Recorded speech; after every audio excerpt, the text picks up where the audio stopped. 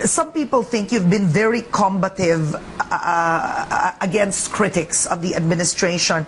And I think it's time for you to explain, what did you exactly mean that you said to the critics of President Duterte, if you throw stones, I'll throw Hallowblocks. I'd have to, people were in shock listening to it, because you've been interviewed on so many issues, and not only that, you've been a professor of UP, no, for 15 years.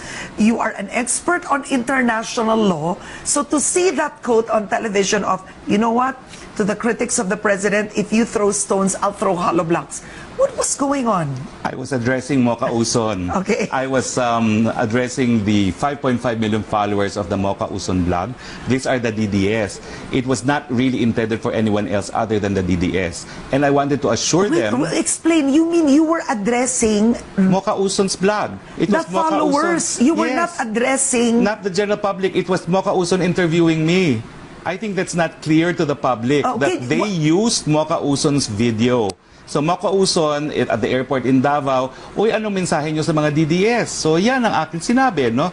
Now to me, yun yung tanong? that was anong the tanong. mensahe mo sa I DDS? was addressing the DDS. Alam mo, as a communicator, we need to know who we're addressing. In the same way that we're speaking in English because we're addressing the AB crowd in your show, you speak Tagalog when you're addressing a noontime show, Okay, no? But to me, I had to do that because I had to send a message to the DDS. I was not with you from the very beginning. I did not even support the president, no, when he was a candidate for president. But I had to assure them that I have the president's back. I will not just be his mouth. I will defend him from unjust criticism. And that was the message. So it's not at all technically to critics, meaning ordinary citizens or the media or columnists. It wasn't to that. It was Mocha Uson doing the interview. In fairness, now Mocha Uson can claim that finally mainstream media recognize her as a news source. You know, they've been refusing to recognize her as anything other than a blogger. But are you saying clearly there was a misunderstanding of your quote? Well, it wasn't a misunderstanding. It was a Mocha Uson video intended for the DDS. Yes. Of course, people could listen into our conversation, but that wasn't a message intended for anyone else but the DDS. Yeah. Were you criticized by the DDS? Were you bashed? Not really bashed, but there were questions. Because number one, of my very strong position against the death penalty, my position against ELK, and the fact that I was not there originally. No? Siguro tanong, paano nakapasok yan? Correct. And I had to assure them that even if I was not with them from the very beginning, I knew the president. I would have probably supported the president had he declared his candidacy earlier. But I also now have to explain to everyone that, you know, I couldn't support the president after I had decided to support Jojo Binay, because to do so would mean I would be balimbing. So at least people know I'm a man of my word. Now that you are going to be a presidential spokesperson, are you still going to continue the ethics complaint you have against Kabayan Representative Ron Salo? I'm correct. Certainly. Why is that? I mean, people would think now that you're getting this post that here's Harry Roque, you'd want to be conciliatory and win everyone over. Why would you continue that case? Because he's unfit to be a member of Congress. Okay, why? I have eight pending ethics complaints against him for various things that he did against me. No? What I did was, I did not, you know, respond to anything that he would spread. He even spread a lascivious photo of me, Photoshop, doing sexual act with Pemberton. And of Photoshop? Course, a Photoshop. Wow. And, you know, no one, of course, believes that anything happened between me and Pemberton because I could not even approach Pemberton. No, but some to play say that I even low. yeah, No, to play that low. And that's why I think he doesn't deserve to be in Congress. Now, secondly, he even posted a post in his official webpage about my state of mind. No? You know, that's clearly libelous. And to do it to a colleague in Congress, especially to one's own law professor, one's own ninong, and someone who brought him to Congress is unthinkable. Why would I allow a shyster like that to remain in Congress? I owe the Filipino people, number one, an apology for bringing him to Congress.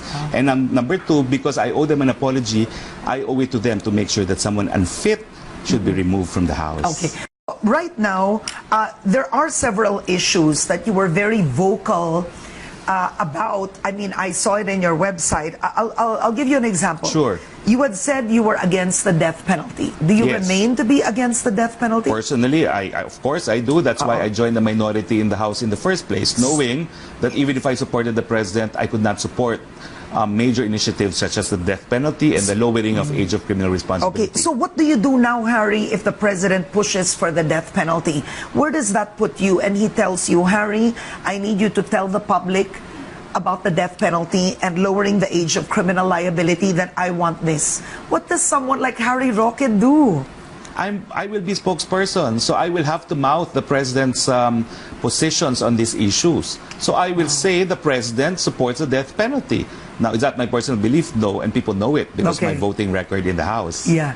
So this is quite interesting because you're the only spokesperson coming in, really, that's had a track record other than being a spokesperson. And I mean it in this way, that you were very vocal about many other issues. You built a name for yourself in several advocacies and issues. So the challenge really is, what if reporters ask you, but Secretary Roque, paano na yan?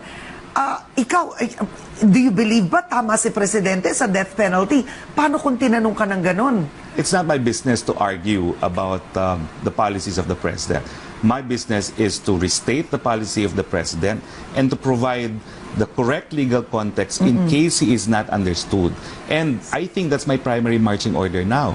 The perception is he's behind the killings. I'm here to tell them as a lawyer, there's no evidence that he ordered the killing, and there's no evidence that we're in any way in breach of our obligation to investigate and prosecute. Why did I accept this position? Because it gives me the opportunity to actually call the police and say, what are you doing about our obligation to investigate and then prosecute the killers in our society? No? It's a privilege that is not even given to a sitting cabinet portfolio, no? The DOJ, for instance, no? I have a right to inquire from General Bato the status of a killing because the media will ask me. And before I could answer the media, I need to know the truth. Now, maybe that's why God said we should give you this opportunity, no? Because that's the most active and the most effective manner by which I can contribute, no, to solving one of our problems, no? The problem of killings. So, Harry, you don't see a conflict of interest in terms of the character that you've built throughout all these years as a human rights advocate. I mean, you did get famous for the Jennifer Laude case, the Maguindanao massacre case, even the death of journalist Jerry Ortega. You know, you were there in all these cases. Do you see it as a conflict of interest, or even not conflict of interest, but a compromise in the character you've built all these years, that at some point people think you may become an apologist for the sins of government at one point? Not at all. And of course, I probably would not have accepted this post had not the president clarified his position immediately after Kian's killing. But with the pronouncement of the president, he is completely in compliance with our state obligations on human rights to protect and promote the right to life. So you believe that you will never become an apologist for anything wrong? That's what he said. Do not lie. So I will not. You and won't. I cannot imagine, I cannot fathom, no, outside of the president's theatrics, so to speak, no, I cannot fathom a prosecutor to openly admit that he wants to violate the law. It's just not done. To those in the legal profession, they know what I'm saying. But to the layman, imagine, it's almost like an indoctrination camp, no, going to law school. And it's even worse if you become a prosecutor dealing with criminal cases every day for 10 years, which was the experience of the president. You said, I want, Karen, I don't want to change who I am. You said something like that. And what's quite interesting is you're actually known as a human rights advocate.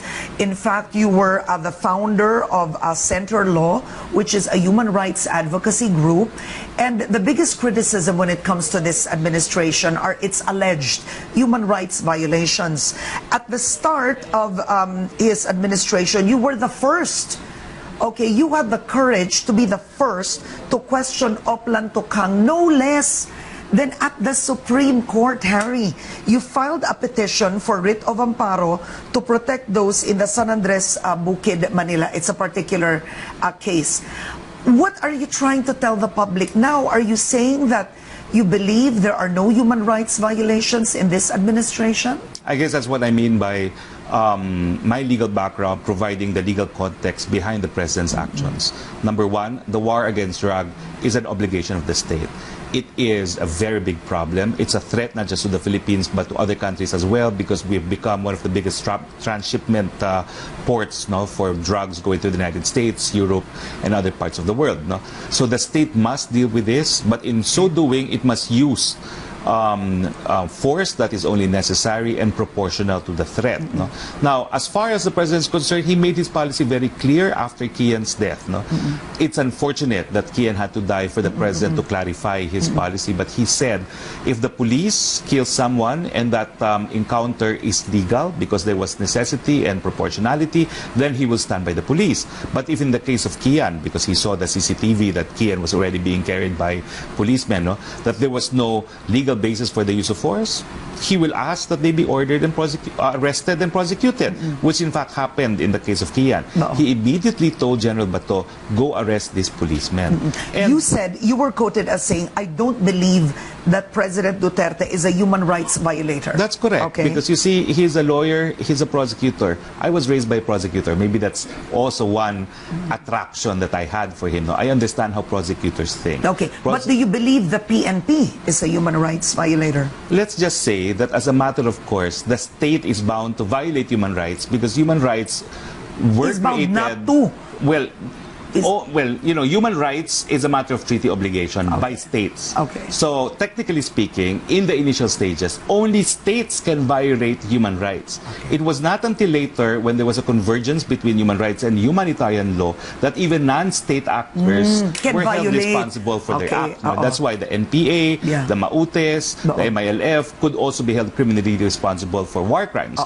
So, but primarily, human rights is a matter of state obligation because it's in treaty form. The ICCPR, the International Covenant on Economic, Social, Cultural Rights. So when you talk about violations, of course, it's going to be the state that will be accused of non-compliance with its treaty obligations. Initially. Of course, now we have a broader concept of human rights. Even corporations can violate, even individuals can violate. Yes. But, doctrinally, because it is treaty law, it is the state that will violate. And I have no qualms in saying that there may have been human rights violations because the president himself ordered the arrest of the policemen behind Kian's death. So what you're saying is it's possible, Karen, the PNP may have committed human rights violations. Is that what you're saying? Well, the president ordered some of them arrested already, and it will still happen unless the citizenry assert their rights under the Bill of Rights and under human rights law. So, first, I want to ask you, how did you get the job? How did you know that you were going to get this post? Well, it was initially a telephone call from Secretary Bongo. Okay. I was ironically vacationing in Japan then, when he said that the president was considering appointing me in the position of spokesperson. And my initial reaction was, I go where the president wants me to go. And then we had a second meeting, second day after I arrived from my vacation. That's when the reality sunk in, that the president really wants you to be spokesperson. And of course... But when was this? Can you give me an idea? I think it was more or less the 14th, if I'm not mistaken, because the reckoning point is my trip to Japan was the 14th. 14th of October. October. So I must have gone back around the 15th. So I saw him for the first time on the 17th. And on the 17th, that was when I was dumbfounded that the offer was for real. Was the president there? No, he wasn't yet. Although, at the end of our meeting, the first meeting, he did call. Now, I was dumbfounded, and that was when the president was on the line, on the telephone, that I said, are you sure about this offer? Because my temper is worse than yours, and my language can be cruder than yours. You said that? I said that, and I said, I could be a liability to your administration. And that's when the president said, that's okay, I have so many assets, I need you as a liability. So, I mean, what else do you say when the president says, after warning him that you could be a liability, that he welcomes a liability in his administration? But I still really could not say anything on the first meeting. And that was when I said, well, the president and I will talk about this personally on the 27th in Davao, because that was previously set. But after about 2 days, from the 17th, about 19th, I decided to call Secretary Go, and he said, why not? Number one, I had no idea this was coming my way, no? And I'm a Christian, so I believe it came my way because of a reason. It must have been God's will. And I said, I have to discern why the Lord is giving this to me. And I figured, well, there are opportunities in this kind of a post. You may not have your own department, but you're in the same building where the president holds office, no? Yes, as correctly stated. In other words, you could be an influential voice. Yes. You know what I mean? Yes. I mean, that's what closeness does. And of course, one of the minimum requirements as spokesperson is you must have access to the president. No? Something apparently that other department secretaries don't really have. No? Because number one, well, the president doesn't really carry his own cell phone. It goes through Secretary Bo, which is no problem as far as I'm concerned. But because in our initial meeting, I noticed that the president called Secretary Go, there was obviously a mechanism by which someone held the phone for the president if Secretary Go wasn't with him. No? So I just wanted to be assured that whether or not Secretary Go was there, I could reach the president if I had to.